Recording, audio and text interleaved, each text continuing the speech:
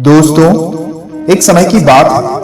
वाराणसी में कभी एक कर्तव्यनिष्ठ व शीलवान गृहस्थ रहा करता था, जो अपनी पत्नी और 3 बेटियों के साथ उसका छोटा सा घर संसार था। पर उस गृहस्थ की अल्प आयु में ही मृत्यु हो गई। मृत्यु के बाद उस गृहस्थ का पुनर्जन्म एक स्वर्ण हंस के रूप में हुआ। पहले जन्म के उपादान व संस्कार वे इतने प्रबल थे कि हंस रूप में भी जन्म लेने के बावजूद वह अपने मनुष्य योनि के घटनाओं को नहीं भूल पाया। पूर्व जन्म के परिवार के प्रति उसका मोह उसके वर्तमान के जीवन को भी प्रभावित कर रहा था। और एक दिन उसी प्रेम व मोह में विवश होकर हंस वाराणसी की ओर उड़ चला, जहां पर उसकी पूर्व जन्म की पत्नी और 3 बेटियां रहा करती थी। हंस घर के मुंडेर पर पहुंचकर जब उसने अपनी पत्नी और बेटियों को देखा तो उसका मन खिन्न हो उठा, क्योंकि उसके मरणोपरांत उसके परिवार की आर्थिक स्थिति दयनीय हो चुकी थी। उसकी पत्नी और बेटियां अब सुंदर वस्त्रों की जगह चिथड़ों में दिख रही थी।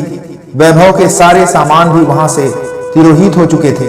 फिर भी पूरे उल्लास के साथ उसने अपनी पत्नी और बेटियों का आलिंगन कर उन्हें अपना परिचय दिया और वापस लौटने से पूर्व उन्हें अपना एक सोने का पंख भी देता आया, जिसे वे बेचकर उसके परिवार वाले अपनी गरीबी को कुछ कम कर सके। इस तरह हंस समय समय पर उनसे मिलने वाराणसी आता रहता, और जब भी आता तो अपने सोने का एक पंख देकर जाता था।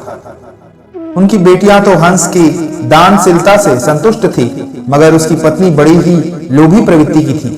उसने सोचा कि क्यों ना वह उस हंस के सारे पंख निकालकर एक ही पल में धनी बन जाए। बेटियों को भी उसने अपने मन की बात कह दी, मगर उसकी बेटियों ने उसका कड़ा विरोध किया। अगली बार जब हंस वहां आया तो संयोग से उसकी बेटियां घर पर नहीं थी। उसकी पत्नी बड़े प्यार से पुचकारते हुए हंस को अपने करीब बुलाती है। अपनी पत्नी के चाल प्रपंच से अनभिज्ञ वह हंस खुशी खुशी उसके पास चला गया, पर जैसे ही वह अपनी पत्नी के पास पहुंचा, उसकी पत्नी ने बड़ी बेरहमी से हंस के गर्दन को पकड़कर उसके सारे पंख नोचने लगी। सारे पंख उखाड़ने के बाद उसके शरीर को लकड़ी की टोकरी में फेंक दिया। हंस का पूरा शरीर खून से लथपथ हो गया। पर जब उसकी पत्नी हंस के उखाड़े गए सोने के पंखों को समेटना चाहिए तो उसके हाथों में सिर्फ साधारण पंख ही लगे, क्योंकि उस हंस के पंख को उसकी इच्छा के प्रतिकूल नोचे जाने पर वह साधारण हंस के पंखों जैसा हो जाता था।